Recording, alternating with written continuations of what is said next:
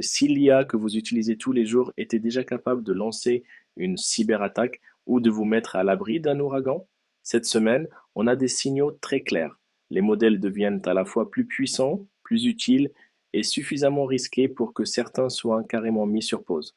Bienvenue dans le débrief IA en 10 minutes, votre rendez-vous hebdo pour comprendre ce qui change vraiment dans l'IA, sans blabla technique.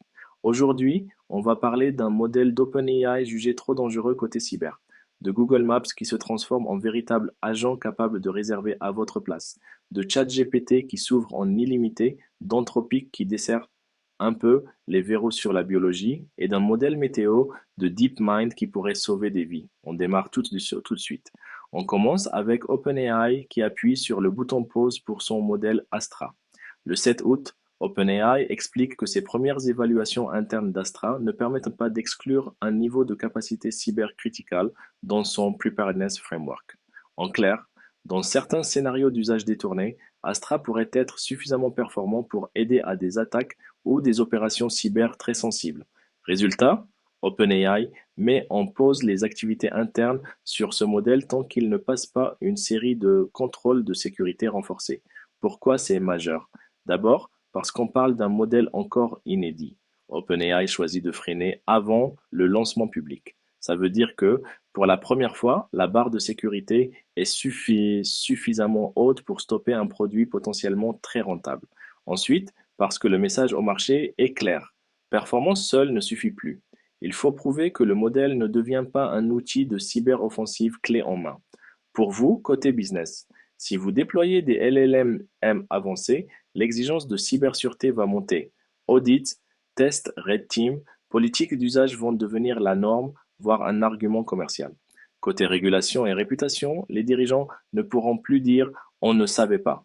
Quand un acteur comme OpenAI stoppe un projet pour risque cyber, ça pose un standard implicite pour tout l'écosystème. Deuxième actu, Google qui transforme Maps en véritable agent IA. Google commence à intégrer dans Maps des capacités agentiques qui vont bien au-delà du simple guidage. Concrètement, vous ne faites plus seulement une recherche de restaurant ou d'hôtel. L'IA peut commander votre repas ou réserver votre chambre à votre place. Ce n'est plus juste un assistant conversationnel, c'est un agent qui agit dans le monde réel, en se connectant à des services tiers. En quoi c'est stratégique? D'abord parce que Maps est déjà une app du quotidien, avec des centaines de millions d'utilisateurs. En ajoutant une couche agentique, Google place son IA au cœur de la décision été de la transaction. Ensuite, parce que la bataille des agents se joue là. Qui sera votre cerveau opérationnel pour vos trajets, vos voyages, vos courses? L'agent intégré dans les apps que vous utilisez déjà a un énorme avantage. Côté business, si vous travaillez dans le tourisme, la restauration, la mobilité, la question devient comment être visible et réservable via ces agents, et pas seulement via un site web ou une app. Pour toutes les entreprises B2C, l'avenir, ce n'est plus seulement d'apparaître dans les résultats, c'est d'être sélectionné par l'agent qui agit pour le client. Le référencement IA devient aussi important que le SEO. Troisième temps fort, ChatGPT devient plus accessible que jamais. OpenAI ouvre les chats textes illimités aux utilisateurs gratuits de ChatGPT. Fini les quotas de conversation qui bloquent en plein milieu de journée. Et en plus, un bouton Think arrive avec un déploiement annoncé pour la semaine suivante pour mieux gérer les requêtes complexes. Qu'est-ce que ça change? Pour les particuliers, ça accélère encore l'adoption. Plus de friction, plus besoin de passer à la caisse pour des usages quotidiens en texte. Pour OpenAI, la stratégie est cohérente. Miser sur l'usage massif, capter l'attention et monétiser ensuite via des fonctionnalités avancées, des intégrations pro ou des modèles plus puissants côté API, côté entreprise. Attendez-vous à voir vos équipes s'appuyer encore plus sur ChatGPT, même sans budget officiel. Ça pose des questions de gouvernance, données sensibles, confidentialité, conformité à l'AI Act. Si vous construisez des produits autour des LLM, cette gratuité illimitée rehausse la barre. Vous devez offrir soit plus de valeur métier, soit plus de sécurité, soit une intégration plus profonde à vos workflows. Quatrième actu. Anthropic ajuste la sécurité sur la biologie avec Claude Fable 5. Anthropic a réécrit la constitution du classifieur qui filtre les questions de biologie posées au modèle Fable 5. Résultat, Dans leurs propres tests, les blocages liés à la biologie reculent d'environ 45%. Autrement dit, beaucoup de contenus utiles comme la biologie de base ou l'analyse de données sont à nouveau accessibles. Mais attention, les sujets sensibles, virologie, toxicologie, conception moléculaire avancée, restent redirigés vers Opus 5 qui dispose de garde-fous plus stricts. Pourquoi c'est important? On voit très clairement la difficulté d'équilibrer utilité et sécurité. Trop de filtres et les chercheurs, étudiants ou pros ne peuvent plus travailler efficacement. Pas assez de filtres et on ouvre la porte à des usages dangereux. Cette approche filtre affiné est probablement un avant-goût de ce qui attend tout le secteur sur les domaines sensibles: santé, biologie, cybersécurité, défense. Pour les organisations, si vous êtes dans les sciences de la vie, ce genre d'évolution peut débloquer des cas d'usage légitimes. Aide à la recherche, documentation, simulation simple. Mais cela renforce aussi votre responsabilité.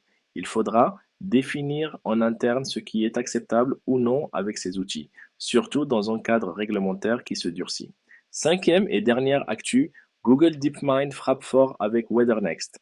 DeepMind, en collaboration avec Google Research, publie dans Nature des résultats remarquables avec WeatherNext, un modèle conçu pour la prévision des ouragans et cyclones. Selon les premiers résultats, le système offre des performances exceptionnelles pour anticiper la trajectoire et l'intensité de ces phénomènes extrêmes. Pourquoi c'est un game changer? On sort complètement du terrain du gadget. Une meilleure prévision des phénomènes extrêmes, c'est du concret. Sauver des vies, mieux organiser les évacuations, optimiser la protection des infrastructures.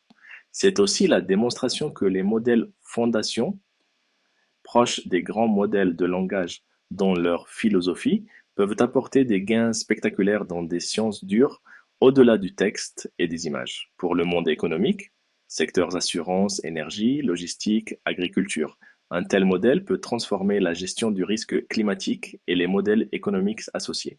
Pour les États et collectivités, ça pose la question suivante: qui contrôle et finance ces modèles critiques? Les big tech, les services publics, des partenariats? Si on prend un peu de recul sur l'ensemble de ces actus, on voit deux mouvements en parallèle. D'un côté, l'IA devient plus puissante, plus intégrée et plus accessible. Des agents comme Google Maps qui agissent directement dans le monde réel, ChatGPT illimité pour le grand public, des modèles scientifiques comme WeatherNext qui attaquent des problèmes à très fort impact. De l'autre, les garde-fous se renforcent et se complexifient. OpenAI surpose un modèle jugé trop risqué pour la cybersécurité. Anthropic ajuste finement la sécurité en biologie pour ne pas sacrifier l'utilité. Pour vous, dirigeants, décideurs, makers, le sujet n'est plus faut-il utiliser l'IA, mais comment l'intégrer sans exploser votre surface de risque légal, cyber et réputationnel. Ceux qui feront la différence seront ceux qui combineront adoption rapide, gouvernance claire et compréhension des modèles sous-jacents. Si cet épisode vous aide à y voir plus clair, pensez à liker, à vous abonner à la chaîne et à activer la cloche pour ne pas rater le prochain débrief IA en 10 minutes, chaque dimanche à 19h. Dites-moi en commentaire. Parmi ces 5 actus, laquelle aura selon vous le plus d'impact dans votre activité d'ici 12 mois? On se retrouve la semaine prochaine pour un nouveau tour d'horizon de l'IA. À très vite.